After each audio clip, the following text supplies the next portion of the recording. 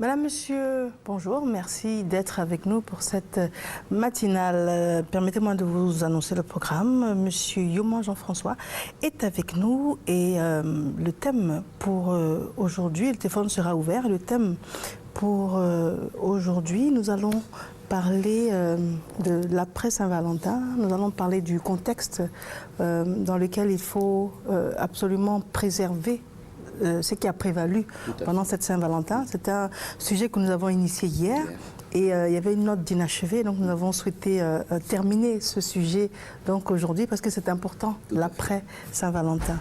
Monsieur Eouman Achille sera également avec nous tout à l'heure. Il est consultant et formateur en développement personnel. Et votre conjoint est-il passif ou agressif ? Voilà, ce sera le thème pour tout à l'heure. Et puis, nous allons également avoir M. Félix Taubin. Ce sera un entretien et membre des Toastmasters. Voilà un peu pour le programme. Et puis, nous avons un invité de la matinale qui va nous rejoindre, mais ce sera la surprise pour tout à l'heure. Monsieur Yoman. Alors, bonjour Marielle, mais bonjour à tous les téléspectateurs qui nous suivent déjà depuis hier par rapport au sujet que nous avons abordé. L'après Saint-Valentin, comment entretenir donc la flamme de l'amour. Entretenir, c'est justement maintenir cette flamme qui a commencé déjà sous forme de sémence à prendre forme déjà le 14 février. Donc il y a eu un contexte, on a eu une sortie, on a pu échanger des présents, on a essayé de faire autant que faire se peut plaisir à l'un comme à l'autre. Comment faire en sorte que ça perdure. 5 conseils ont été l'objet donc de notre entretien hier. Le tout premier, c'est de se rendre disponible. Juste avant les conseils, on vous rappelle que la ligne de téléphone sera ouverte dans quelques minutes. Vous pourrez nous joindre au 22 40 12 58. Et si vous avez des questions à poser à M. Yoman, ce sera donc l'occasion. 22 40 12 58. Donc écoutez attentivement les 5 conseils pour préserver cette flamme. Voilà, donc on va dire que donc, les 5 conseils pour préserver la flamme, c'est premièrement s'écouter. S'écouter. S'écouter signifie que je prête attention à l'autre, j'essaie de prendre en compte ses besoins à lui. S'écouter signifie apprendre à se taire aussi, de manière à pouvoir être au fait du besoin véritable de l'autre. Deuxième chose importante, c'est se regarder. Se regarder, donc, c'est aussi une autre façon de faire attention à l'autre, une autre façon donc de prendre soin de l'autre, mais cette fois-ci en essayant de pouvoir aller au-delà de ce que l'on a entendu, donc de prendre en compte les besoins d'un certain type physique ou physiologique de la personne.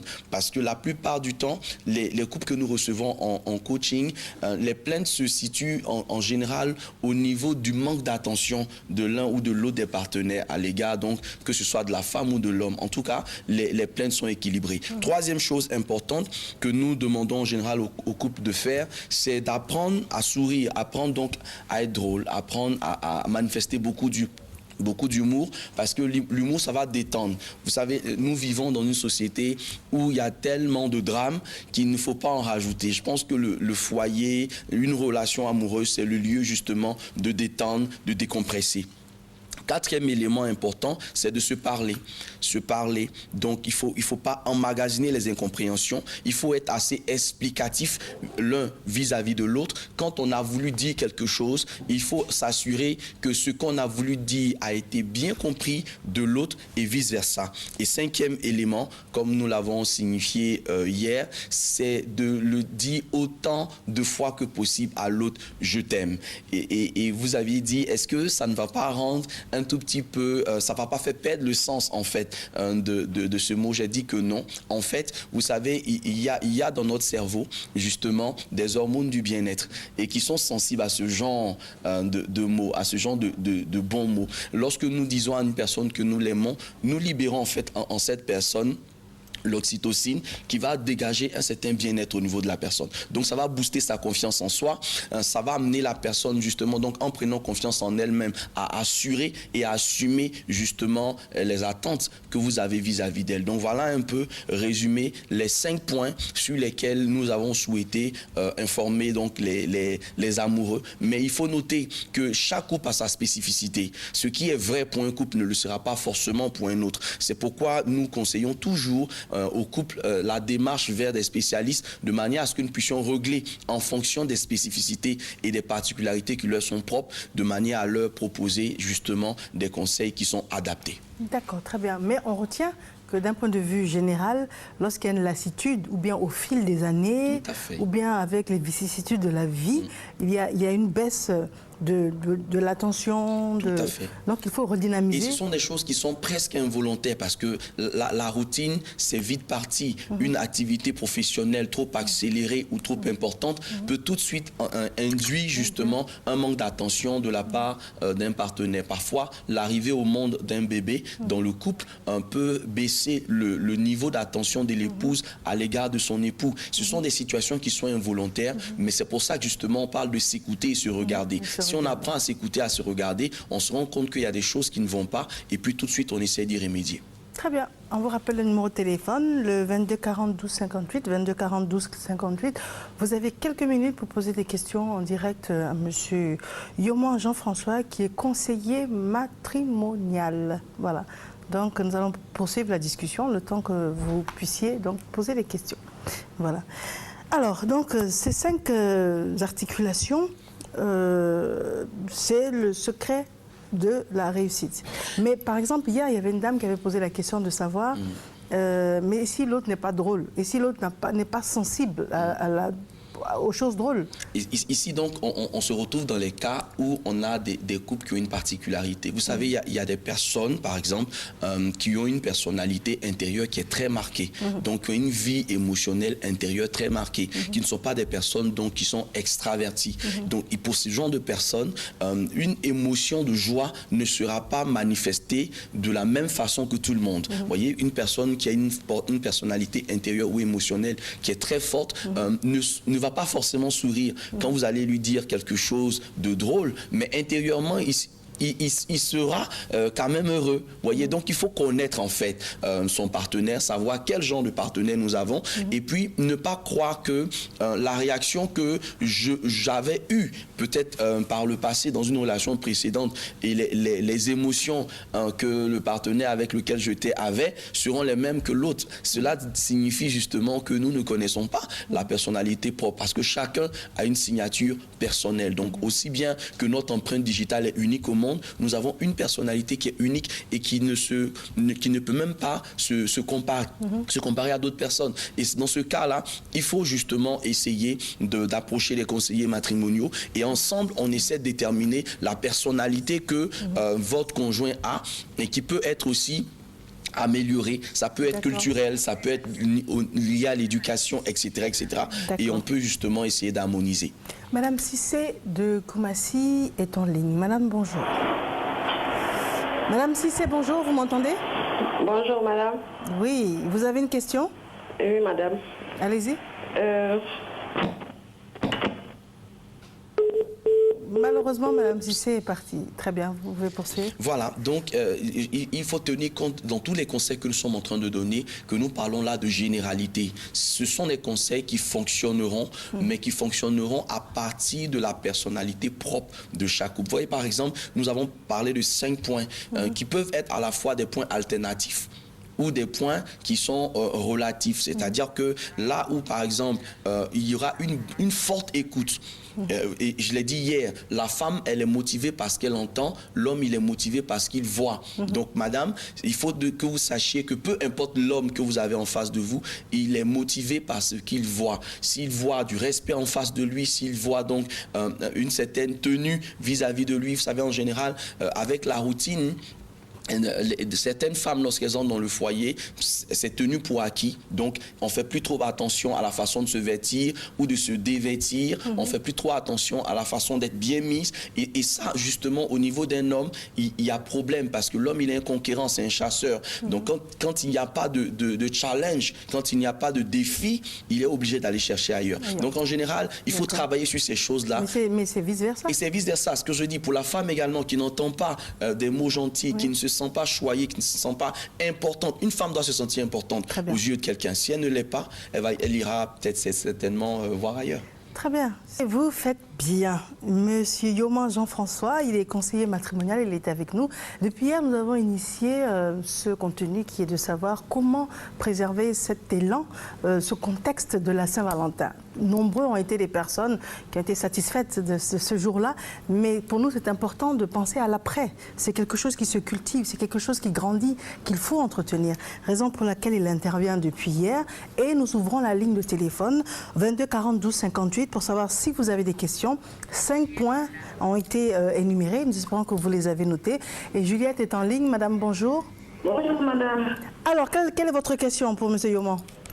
Bon, je voulais savoir si vous êtes à la maison, le monsieur n'est toujours pas prêt à écouter sa femme.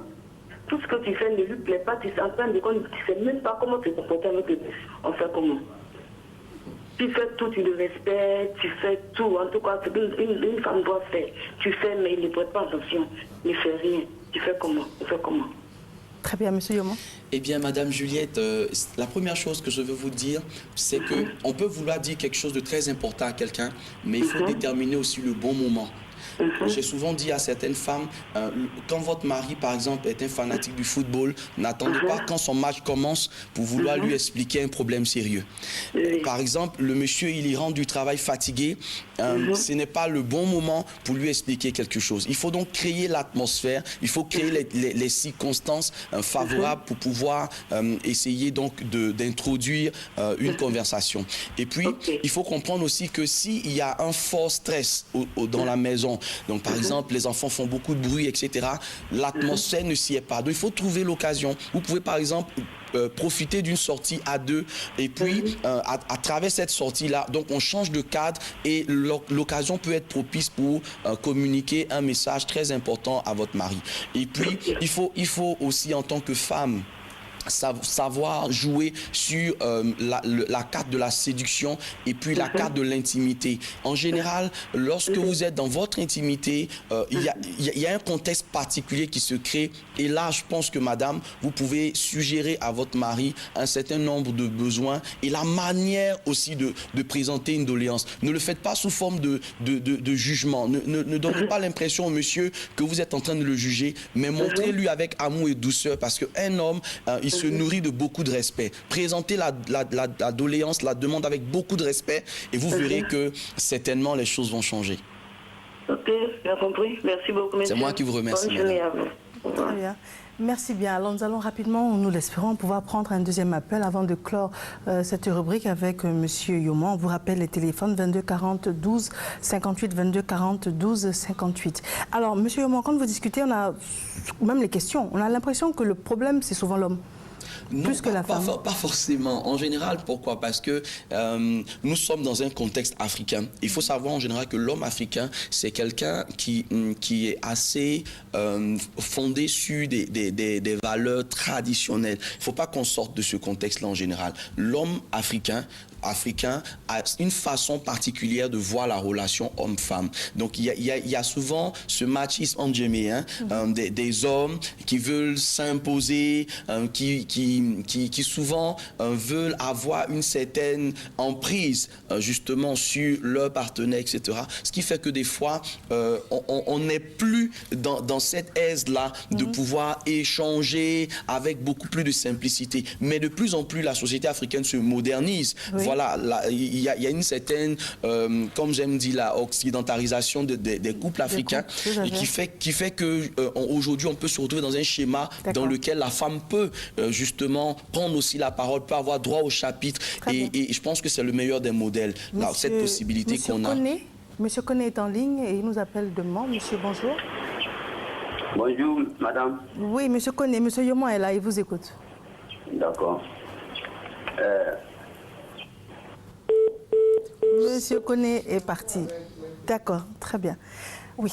Voilà, donc je disais donc que nous sommes dans une société de plus en plus moderne où les valeurs sont en pleine mutation, mais quand je parle de mutation, je parle de mutation positive. Hein. Je veux dire aujourd'hui de plus en plus, une femme peut être capable donc de donner son point de vue vis-à-vis de son mari. Elle peut échanger de manière constructive dans un débat et faire en sorte justement que le couple, le foyer trouve sa signature parce que c'est de ça qu'il s'agit. Il ne s'agit pas de vouloir ressembler à un autre foyer ou de ressembler au foyer du voisin ou de la voisine, mais de pouvoir trouver une identité propre. Mais somme toute, la remarque est celle-ci, c'est que nous reproduisons de manière quasi inconsciente le modèle de foyer desquels nous provenons. Donc si je suis sorti d'un foyer, par exemple, où mon père et ma mère n'arrivaient pas vraiment à communiquer, où le papa était quelqu'un d'assez autoritaire, je grandis dans cet environnement. Il est clair que mon premier modèle de foyer, c'est cela. Je serai amené à le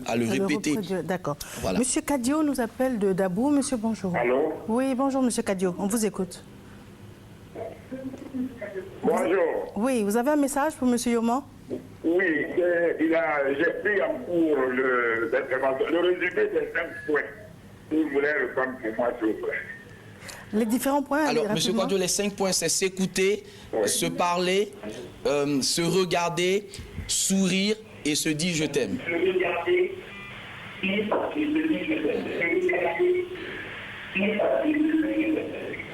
Vous avez bien entendu? Oui, j'ai pris 4, j'ai un. Le dernier élément, c'est d'apprendre à se dire je t'aime. Avant ça. Bon, attendez, monsieur, on n'est pas dans un cours quand même. Mais dites-nous, vous avez une question? Les différents points sont relativement avec vous maintenant. Est-ce que vous avez une question? D'accord. Bon, on reprend les 5 points. Les 5 on va prendre points, quelqu'un donc, d'autre. s'écouter, se regarder, se parler, sourire et enfin se dire je t'aime. Très bien. Alors, en forçant un peu, on peut prendre une dernière question?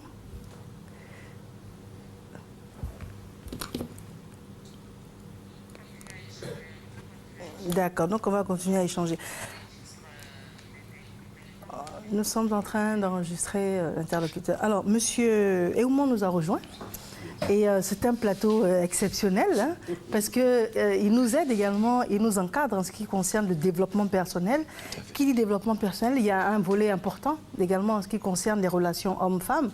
Et justement, le thème d'aujourd'hui, c'est votre compagnon est-il agressif ou passif? Donc ça veut dire que ce sont des sujets... c'est la même chose. C'est la même chose. Tout à fait. C'est la même chose. C'est des sujets complémentaires. Et c'est bien ce qu'il dit, parce que généralement, on ne s'écoute pas dans le couple. Il faut s'écouter. Et le thème de Jésus, justement, celui qui est passif agressif, il n'écoute pas. Non, il n'écoute pas. Il veut que tout vienne de lui. Quand ça ne vient pas de lui, c'est un blocage. Très bien. C'est ça le thème. C'est homme comme femme. Voilà, il y a des femmes aussi qui n'osent pas écouter et que tant que la décision n'est pas prise par elle, le monsieur peut toujours courir. D'accord. Voilà. Très bien. Nous avons une dernière personne que nous allons prendre, monsieur Traoré du Gabon. Monsieur, bonjour. Oui, monsieur Traoré, vous nous appelez du Gabon, bonjour. Vous avez une question? Oui, bonjour, madame. Oui, on vous écoute, monsieur.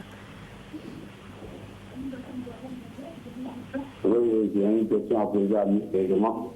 Oui. Allez-y. Oui, comment gérer une distance, une relation à distance?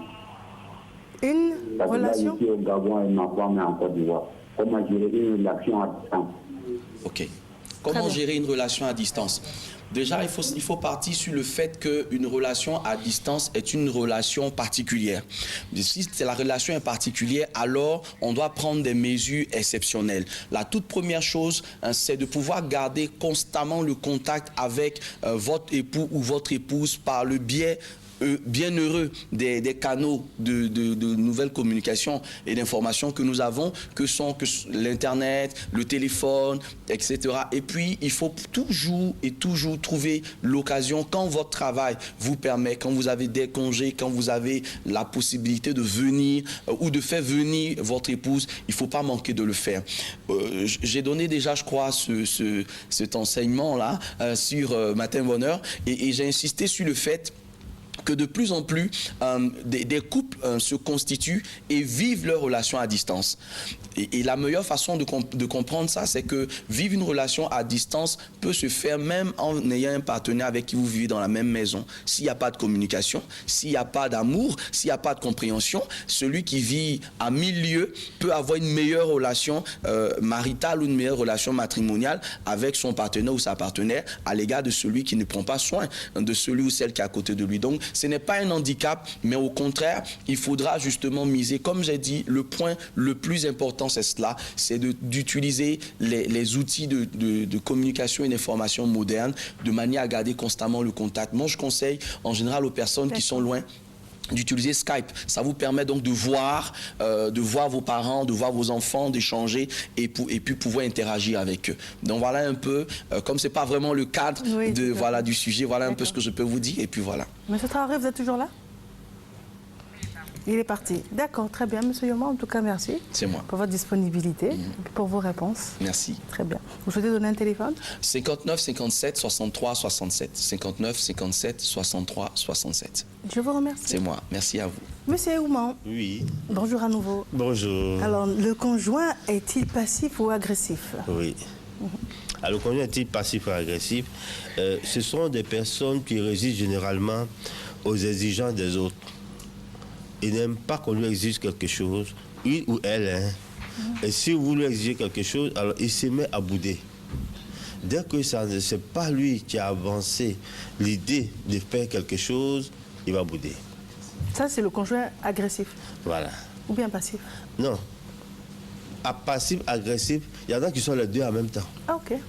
Voilà. Ils viennent... Et, quelque part, s'il veut demander quelque chose, il va le faire de façon agressive. Il va te dire, fais-moi telle chose. Chez lui, il n'y a pas s'il te plaît. Non. C'est un ton autoritaire. C'est généralement des gens qui ont vécu avec des parents autoritaires. Voilà, c'est ça. Et donc, ils ont calqué ça, ils ont copié ça. Et dans le foyer, ils pensent qu'il doit être autoritaire. Et tout ce qui ne vient pas de lui, en tout cas, c'est le refus total. Alors, quand ça ne vient pas de lui, que ça vient de l'autre, il va commencer à bouder. Je prends un exemple. Vous lui dites, vous êtes son épouse, et vous lui dites, par exemple, c'est dimanche, on va aller pique-niquer quelque part. Dans son foyer.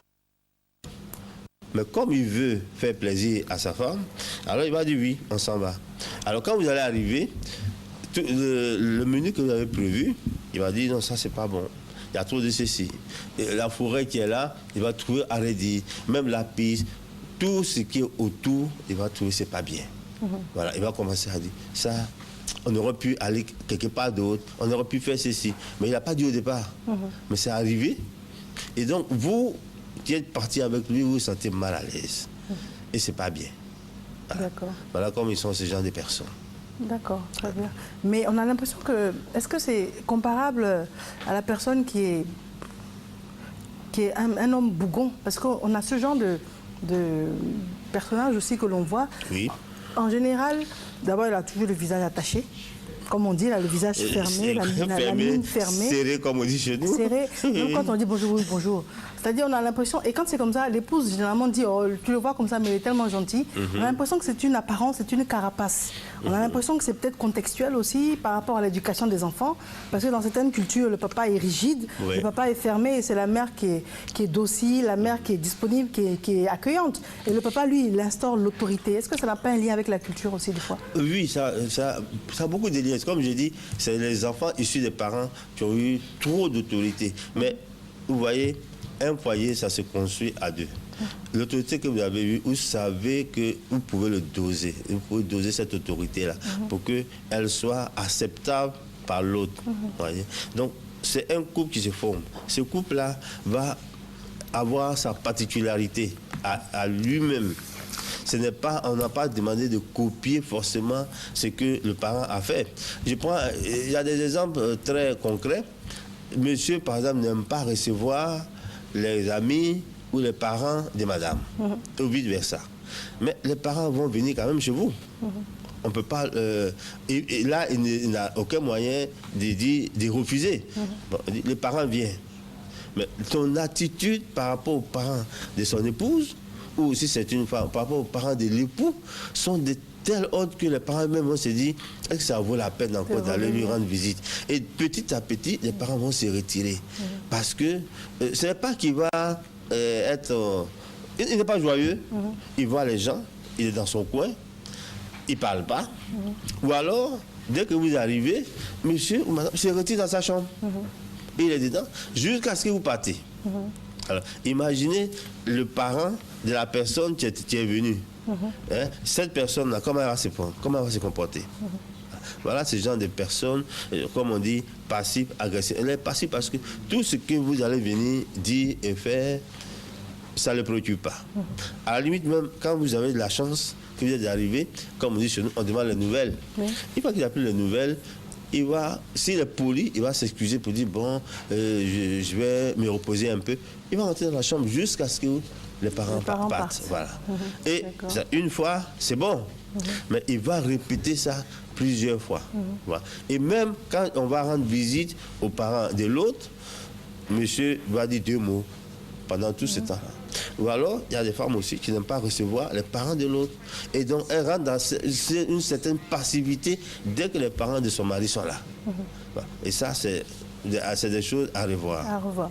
D'accord. Alors, quand on a identifié ce genre de partenaire, on en guérit, ça se soigne, ça se corrige? Ou bien c'est un état de fait? Non, ce n'est pas un état de fait. Il faut que le partenaire reste toujours aimable et compréhensif par rapport à cette personne-là. Déjà. Donc, c'est le partenaire qui va commencer à faire des efforts. Donc, j'ai dit, il faut qu'il soit compréhensible, aimable. Et on va lui demander chaque fois son avis sur quelque chose. Parce que ce que ce genre de personnes aiment, c'est qu'on prenne leur avis sur quelque chose. Et ce que vous voyez, dès que vous commencez à dire quelque chose ou à décider de quelque chose, ils se rebiffent. Ils sont déjà contre ça. Et puis, il va se dire quoi? Si on ne me demande pas quelque chose gentiment, je ne le fais pas. Voilà. Mais lui, quand il va demander quelque chose... Ce ne sera pas gentiment. Non.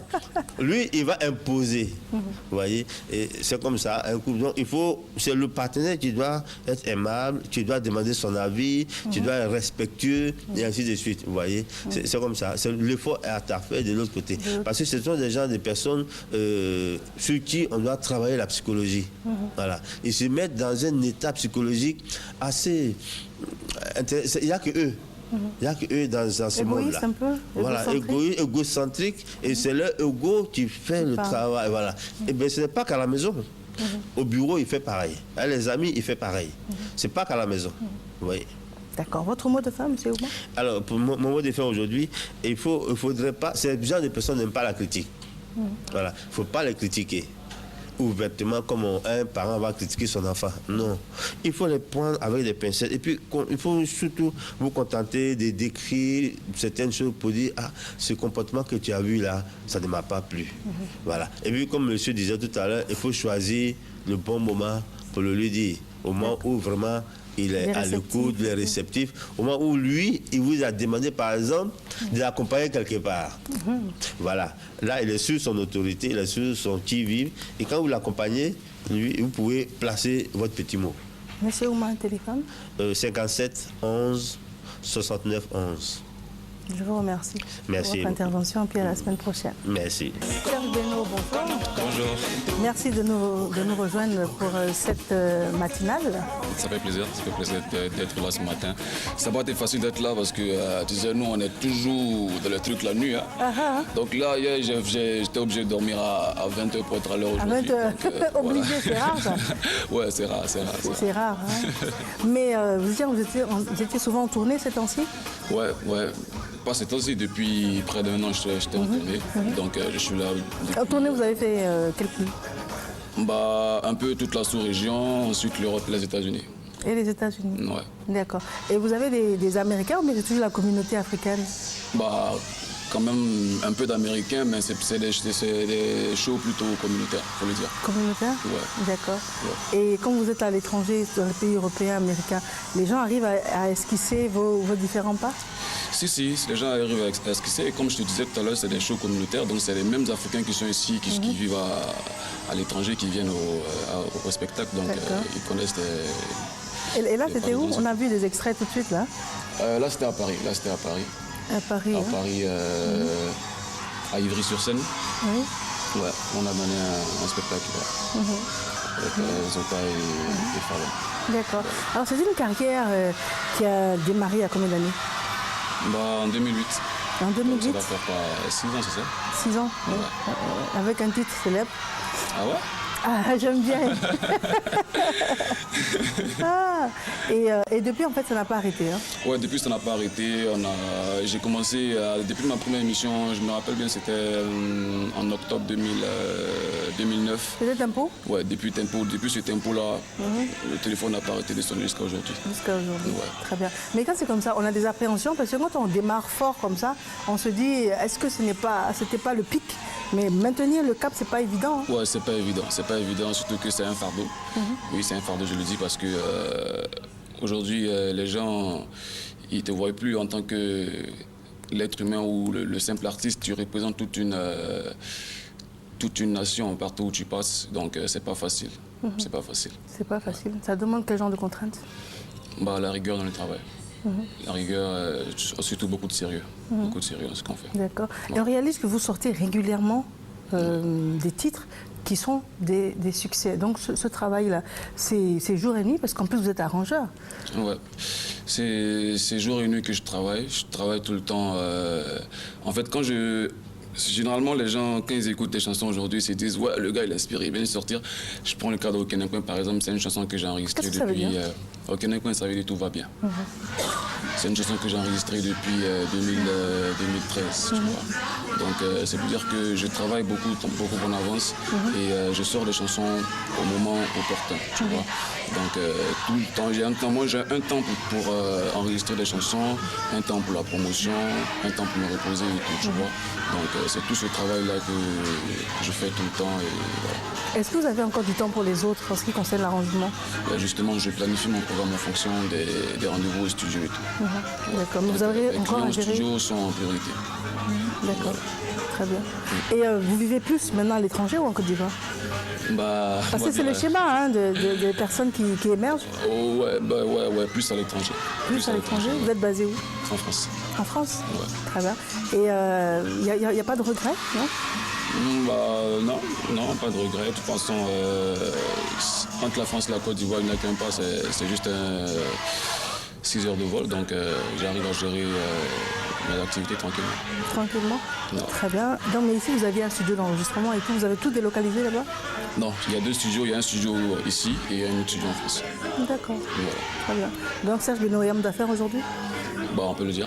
On peut le dire. Ouais. Très bien. Et on réalise également que sur les chaînes étrangères, vous avez des tubes qui passent en boucle. C'est un cheminement difficile? C'est une manière de faire complexe? Ou bien dès l'instant où vous avez quelque chose de qualité, vous arrivez à passer? Ouais, dès l'instant où vous avez quelque chose de qualité, vous arrivez à passer. Et je pense que, comme je disais tout à l'heure, c'est le sérieux dans le travail. Aujourd'hui, l'image est plus importante que c'est vrai, il y a le talent qui compte, mais l'image aussi est plus importante. Donc, arriver à gérer cette image-là, c'est pas facile. Et c'est ce qui vous peut-être vous ouvrir certaines portes au niveau de l'extérieur et tout. Aujourd'hui, Serge Beno a une certaine crédibilité au niveau de l'extérieur. Donc, avec les chaînes étrangères et tout, tout va de pair en fait. Tu vois. Très bien. Alors aujourd'hui, pour vous avoir vu dans votre ascension, on sent une certaine maturité, un certain recul, même en discutant avec vous aujourd'hui. Ah ouais? Mais dites-nous 2 ou 3 choses qui ont fondamentalement changé dans votre vie et par rapport au fait qu'aujourd'hui, les portes de l'international se sont ouvertes à vous. Qu'est-ce que vous avez dû abandonner? Qu'est-ce que vous avez sacrifié? Je pense que j'ai sacrifié beaucoup de choses, hein, mais déjà, je peux dire que ce qui m'a permis d'avoir cette ascension, c'est plutôt le mythe que j'ai mis autour de moi. Le mythe que j'ai mis autour de moi, c'est dire Serge Beno, à un moment, je me suis dit, je ne suis plus le petit Serge Beno. Il faut te comporter comme un grand pour que les gens te prennent comme un grand. Donc, il y a une certaine attitude à avoir, notamment les sorties inutiles et tout. J'ai à un moment arrêté ça et je me concentre plus sur le travail que j'ai fait. Et voilà. D'accord. Ouais. Très bien. L'entretien est avec Serge Beno. Alors, parlez-nous de votre tout dernier concept. Comment est-ce qu'il est né? Comment il s'appelle?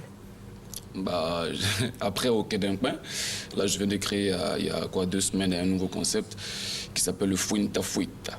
Fuinta. Ouais, Fuinta Fuita. Bon, en fait, ça n'a pas de signification particulière. Hein. C'est juste un nom que j'ai donné au pas de danse qui va avec. Et voilà. Mais comment on crée des pas de danse? On dort, on se réveille, on a les pas qui viennent en tête. Comment vous faites tout ça? Comme on dit, chacun a son travail. Ouais. Chacun a son travail. Ça, c'est vrai. C'est comme ça, nous y. Oui, mais il y a l'inspiration qui vient de quelque part. Peut-être vous voyez quelqu'un marcher, et puis il trébuche, et puis ça vous donne une idée, je ne sais pas. Bon, franchement, je ne sais pas. Ça, c'est pas je ne sais pas comment expliquer, en fait, tu vois. C'est des trucs qui viennent de nulle part. Mais étant chrétien, moi, je peux dire que c'est Dieu qui m'inspire. C'est Dieu qui m'inspire. D'accord, donc on regarde donc un extrait.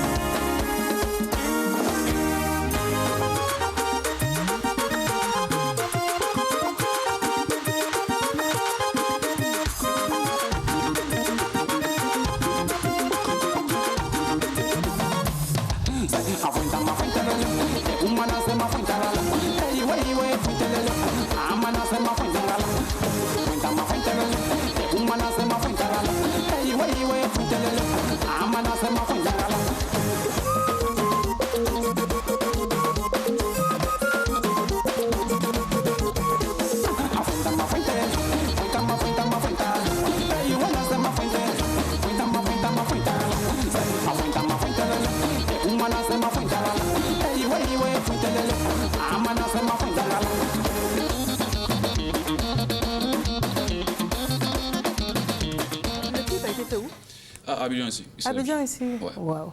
Ouais, ça a été réalisé par M. Kiba. C'est un bon petit qui se débrouille bien, que j'ai découvert depuis au Quai d'Impin. Donc j'ai décidé de continuer avec lui. De continuer, d'accord. On réalise qu'il y a beaucoup de couleurs, de nuances, de relief dans ce que vous faites. C'est très important d'associer tout ça dans un clip vidéo. Et on essaie de faire plaisir aux fans. Donc voilà, après au Quai d'Impin, il fallait encore envoyer d'autres idées un peu plus élevées. Et Dieu merci, le clip est beaucoup apprécié par tous ceux qui l'ont vu déjà. Donc voilà. D'accord, très bien. Vous allez rester avec nous. D'accord. Parce que vous êtes en concert bientôt. On va en parler, ce sera pour tout à l'heure. Entre-temps, je vais recevoir... Alors, entre-temps, nous allons recevoir Monsieur Félix Tobin. Monsieur, bonjour. Alors, le bon usage du français, c'est la raison de votre présence sur notre plateau. Bonjour, Madame Touré, de m'accueillir dans ce studio. Merci, téléspectateurs, de me recevoir chez vous. Au nom de Toastmasters International, je voudrais consacrer ce temps d'antenne à un sujet assez vaste, mais que nous ne pourrons pas épuiser malheureusement, bien s'exprimer devant un public. Bien s'exprimer devant un public, c'est parler pour ses auditeurs. Cela peut sembler aller de soi. Parler à des auditeurs en retenant leur intérêt, en retenant leur sympathie et leur attention. Je disais que cela peut sembler aller de soi, mais à bien y réfléchir, qui de nous n'a jamais entendu dire, quelqu'un sortant d'une conférence, ce monsieur ou cette dame aime s'entendre parler, aime s'écouter parler. Ça veut dire que cet orateur ne parle pas pour ses auditeurs, mais il ou elle fait étalage de son savoir, de ses compétences, de ce qu'il sait. Mais lorsque vous êtes invité à prendre la parole en public, vous allez émettre des sons. Pour schématiser, vos sons vont s'articuler en mots, les mots se combiner en phrases, et de fil en aiguille, vous allez prononcer un discours, vous produisez du sens. Ce que vous dites doit signifier quelque chose, doit avoir une importance. vous transmettez de l'information ou du savoir, vous suscitez des émotions, vous incitez à l'action, n'est-ce pas, tout simplement magique. Je voudrais vous rapporter une légende. Dans les temps anciens, dans le territoire actuel de la Turquie, disait-on, vivait un esclave. Monsieur Toba, excusez-moi. Bon, le problème, c'est qu'on est un peu pris par le temps et malheureusement, on vient de me signaler qu'il va nous rester 3 minutes pour conclure. Je suis vraiment navré. Moi, encore plus. Alors, quelques conseils lorsque vous prenez la parole devant un public. Choisissez de préférence des mots courts si votre vocabulaire est assez élargi et vous offre le choix. N'allez pas dire antérieurement, mais simplement avant. Ne parlez pas d'opportunité que vous avez, mais de chance que vous avez. Également, des mots faciles à comprendre et à prononcer aussi. Des mots ayant du relief. Au lieu de dire que vous regardez un spectacle, vous contemplez, vous admirez. Au lieu de dire que vous mangez un plat qui vous plaît, vous le dégustez, vous le savourez. Usez et abusez également des figures de style, des comparaisons, des métaphores, des antiphrases. Groupez vos idées par triade, trois à la fois. Un bref exemple, puisque nous n'avons pas le temps. Je me mets dans la peau d'un politicien. Au cours de ma campagne, les campements, les villages, les villes m'ont accueilli avec un enthousiasme délirant. J'aurais pu me contenter de dire toutes les populations, mais lorsque je parle des campements, des villages et des villes, je mets un peu plus de variété dans ce que je veux dire. Des phrases courtes également, parce que la capacité de rétention de la mémoire est assez brève. Lorsqu'on fait des phrases kilométriques, arrivé en bout de phrase, l'auditeur ne se rappelle plus ce qu'on a dit en début, donc des phrases courtes. L'avantage des phrases courtes, c'est qu'elles nous évitent de commettre certaines fautes de grammaire, certaines fautes d'accord, certaines fautes de concordance des temps. Enfin, je voudrais attirer l'attention qu'il ne suffit pas de bien dire ce qu'on a à dire, il faut également éviter des fautes. Malheureusement, de plus en plus, nous entendons des expressions erronées pour la langue française, même si ce n'est pas notre langue maternelle, nous devons de la respecter. Lorsque j'entends dire, par exemple, il avait demandé à ce que nous venions. Non, il avait demandé que nous venions. Autre chose, j'ai de la peine à le dire parce que ça blesse les oreilles. Je suis quitté à Yopougon. Non, j'ai quitté, je suis parti de Yopougon. On entend également dire sur prochain. Mercredi prochain, ce n'est pas mercredi sur prochain, ce n'est pas français, c'est le mercredi en 8. Nous sommes mardi aujourd'hui, demain mercredi. Le mercredi de la semaine prochaine, ce n'est pas mercredi, excusez-moi, je me suis trompé, ce n'est pas mercredi sur prochain, c'est mercredi en 8. Et le mercredi d'après, ce sera le mercredi en 15. D'accord. On aurait pu continuer, mais malheureusement... Vous allez, s'il vous plaît, conclure à donner un téléphone, si vous le souhaitez. Oui, le 42 83 42 85. D'accord, on peut reprendre, monsieur? 42 83 42 85. Très bien, je le rappelle, monsieur Félix Tobin, membre des Toastmasters, c'était le bon usage du français. J'espère que nous aurons plus de temps la prochaine fois. En tout cas, merci à vous d'être venu. Merci, je le souhaite vivement. Merci bien. Monsieur Serge Beno, notre invité de la matinale, et puis vous êtes bientôt en spectacle? Si, le 1er mars, je donne un concert au Palais de la Culture. Et donc, voilà, je suis aussi sur ce plateau pour inviter mes fans à venir massivement. Parce que l'histoire est partie comme une rumeur. Donc, aujourd'hui, je suis là pour confirmer que ce n'est pas une rumeur, c'est effectif. Le concert aura bel et bien lieu le 1er mars au Palais de la Culture. Voilà. D'accord. Alors, Serge Beno, en spectacle, c'est différent de ce qui s'est déjà fait? Ouais, c'est très différent sur tous les plans, dans la mise en scène, dans les chorégraphies et tout. Serge Beno sera accompagné de 15 danseurs en tout. Monsieur Ané Bilé-Armand, monsieur bonjour. Mademoiselle Kwame Clarisse, bonjour à vous. Vous nous présentez Social Vision et ses différents centres. Bien sûr. Alors, bonjour chers téléspectateurs. Ce matin encore, nous sommes sur ce plateau pour vous parler toujours de notre offre promotionnelle. Précisément pour ce matin, nous souhaiterions vous présenter quelque chose de merveilleux. Mais avant tout, dire merci à nos chers fidèles clients qui ne font que nous appeler depuis le début de notre offre promotionnelle qui a débuté le 6 février et qui prendra fin le 21. Alors, pour la présentation de Social Vision, nous avons prévu de très belles images qui vont passer tout à l'heure. Voilà, nous avons nos différents centres. Cocody, Social Vision Bel Air, Social Vision Yopougon Maroc et Social Vision San Pedro. Notre tout nouveau bébé qui vient de naître à San Pedro, le gros cadeau que nous a offert notre président. Vous le trouvez, Social Vision, en face de Sococé San Pedro, Social Vision Cocody Val de Haine, juste en face de la PMI aussi, avec un service d'accueil chaleureux et dynamique, avec de très grandes salles d'exposition de montures. Je rappelle que nous avons de nouveaux arrivages, de montures tendance dans tous nos différents centres. Alors, pour les contacts, j'aimerais laisser Miss Kwame. Alors, j'aimerais ajouter aussi que tous les centres que vous avez vus sont conçus avec tout le confort qu'ici. On a vu tous les centres, on avait l'impression que ce sont les mêmes images. Alors, tous les centres de Social Vision sont pareils. Vous pouvez également, c'est des centres agréables, beaux, agréables à vivre, agréables à visiter. Nous invitons nos partenaires à venir visiter Social Vision. Même si ce n'est pas pour faire un achat, ils peuvent venir profiter de Social Vision. Très bien. Alors pour tout renseignement, vous pouvez appeler le 59 91 91 22, 56 81 81 61 ou visiter simplement la page Facebook, c'est tout simplement Social Vision.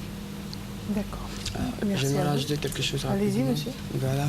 Alors, il y a plein de cadeaux surprises que nous avons réservés à nos clients Social Vision. Alors, ce matin, nous allons commencer par offrir quelque chose à l'animatrice. Voilà, c'est un cadeau de Social Vision. C'est un polo Social Vision avec un calendrier. C'est gentil. Nous avons de très grandes choses encore à offrir voilà, à tous nos clients qui passeront dans nos différents centres. Avec un calendrier. Voilà, avec un calendrier Social Vision. Très bien. Merci d'être patient. On reprend les téléphones, s'il vous plaît. Le 59 91 91 22 ou le 56 81 81 61. Très bien. Je vous remercie. Merci à vous. Merci bien. Le temps d'installer nos autres invités, je vous rappelle, Serge Beno en concert le 1er mars, bien sûr, et on discute encore avec lui. Il est là pour la promotion donc, de cet événement. La dernière fois que vous étiez en spectacle, c'était quand? En Côte d'Ivoire, ici? En Côte d'Ivoire. Je ne me rappelle plus. Waouh. Je pense qu'il y a... donc c'est... je pense qu'il y a minimum un mois. D'accord. Ouais. Très bien. D'accord. Donc, on parlait de la culture, c'est pour le 1er mars. On a déjà une idée des tickets, de tout ça? Ouais, les tickets sont à 5 000 et 10 000 francs, disponibles dans les points de vente habituels. Donc, chacun peut aller se procurer son ticket et venir tranquillement le 1er mars au Palais de la Culture. D'accord.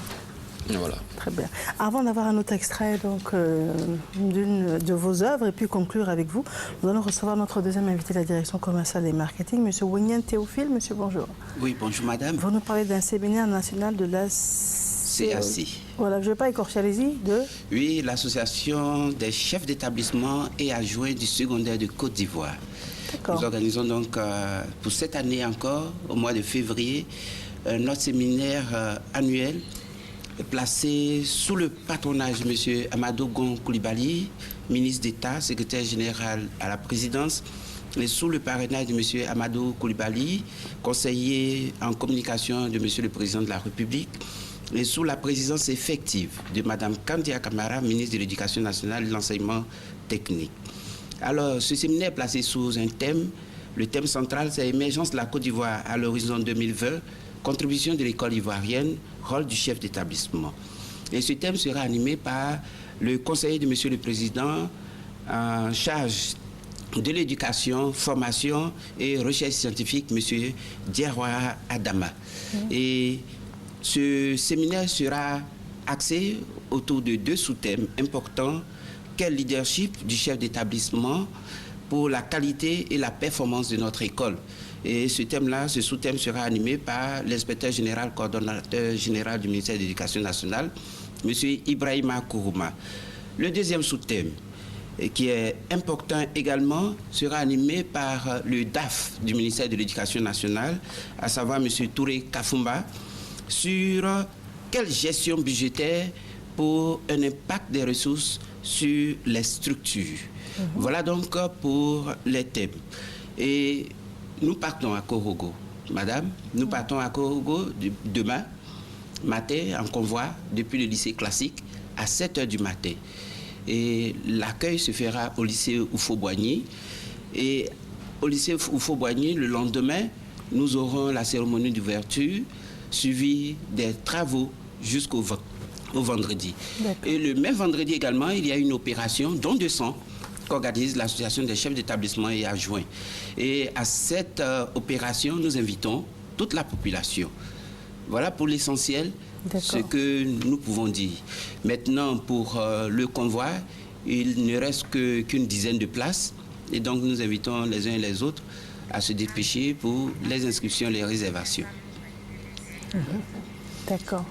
Voilà, donc si vous voulez bien, vous-même vous pourrez y être.